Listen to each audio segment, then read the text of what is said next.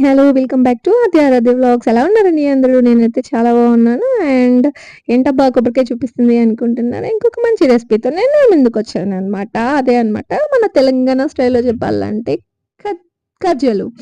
హా!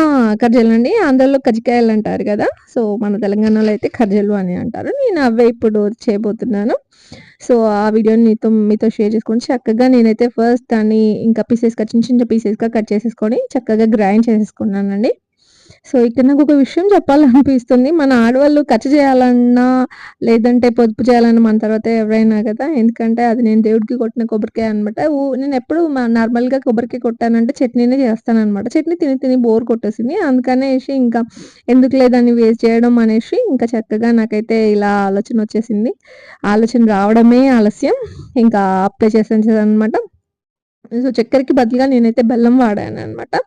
బెల్లం అయితే ఆరోగ్యానికి కూడా మంచిది గదండీ!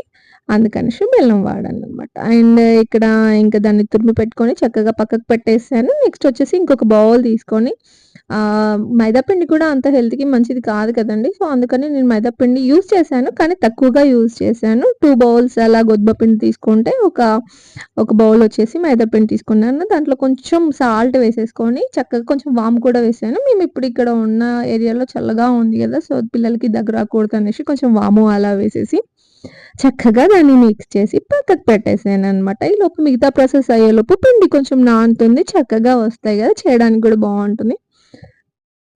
సో, ఇంకా అనేసి దాన్నలా ప్రిపేర్ చేసి పక్కకు పెట్టేసాననమాట. ఈలోపు స్టవ్ పెట్టేసి చక్కగా నేను ఎప్పుడు చెప్తాను గదండీ! ఇంతకు ముందు కూడా వీడియోస్‌లో చెప్పాను గదా! నేను ఇంట్లోనే ఘీ ప్రిపేర్ చేస్తాననమాట. సో, ఆ ఘీనే నేనెప్పుడు వాడుతున్నాను. సో, ముందుగా నేను కొబ్బరి తురుముని వేసేసుకొని చక్కగా అది కొంచెం ఫ్రై అయిన తర్వాత దాని కలర్ చేంజ్ అయిన తర్వాత బెల్లం వేశాను. బెల్లం వేసేసి చక్కగా అది గూడా పూర్తిగా మెల్ట్ అయిపోయిన తర్వాత దీన్ని చక్కగా మీడియం ఫ్లేమ్‌లో పెట్టుకొని మనం ఎప్పుడు కలుపుతూ ఉండాలండి. లేదంటే కింద అడుగంటిపోతుంది. సో, నేనైతే చక్కగా అలా చేసేసుకొని ఇంకా అది కంప్లీట్ అయిన తర్వాత దాన్ని కొంచెం చల్లారనివ్వాలి గదా! సో, అందుకనేసి దాన్ని దించేసి పక్కకు పెట్టాను. ఈలోపు ఇంతకు ముందు పిండి కలిపి పెట్టుకున్నాం కదండీ! చక్కగా దాన్నైతే ఒక్కొక్క చిన్న చిన్న అన్నీ సేమ్ సైజ్‌లో వస్తే బావుంటుంది గదా! సో, అందుకనేసి నేను చాకుతో అలా చిన్న చిన్న పీసెస్ కట్ చేసేసుకొని చక్కగా పూరి సైజ్ కన్నా కొంచెం పెద్దగా చేసేసుకున్నాననమాట. సో, ఆ సైజ్‌లో చేసుకొని ఫస్ట్ చెక్ చేసుకున్నాను వస్తుందా లేదా అనేసి పర్ఫెక్ట్ సైజ్ అనమాట. సో, అలా దాన్ని పక్కకు పెట్టేసుకొని మిగతావన్నీ అలా పూరీలు చేసేసుకున్నాననమాట. సో, నేను పొడిపిండి ఎందుకు పెట్టానంటే అది మనకి స్టిక్ అయిపోతుంది గదండీ! అంటే మనం ఆ పొడిపిండి పెట్టకపోతే ఏంటంటే మొత్తం అతుక్కుపోయినట్టుగా అయిపోతుంది. అందుకని ఇలా అయిందంటే మనకి ఇబ్బంది లేకుండా చక్కగా అలా వచ్చేస్తాయన్నమాట. చూడండి ఎంత చక్కగా వచ్చాయో. అండ్ ఎడ్జెస్ ఉంటాయి గదా! ఎక్స్‌ట్రాస్ తీసేసుకుంటే చూడ్డానికి బావుంటుంది. అందుకని నేను కూడా తీసేసాను. సో, అలాగే సేమ్ ప్రాసెస్‌లో మిగతా అన్నీ చేసేసుకున్నాను. నాకైతే ఒక కొబ్బరికాయకొచ్చేసి 10 కజ్జలైతే అయ్యాయండి. సో, వీడియో మీకు కూడా నచ్చిందనుకుంటున్నాను.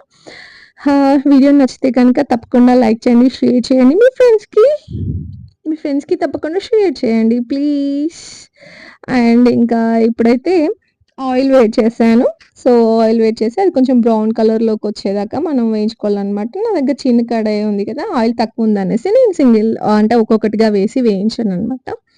వీడియో నచ్చితే లైక్ చేయండి ప్లీజ్. Subscribe my channel.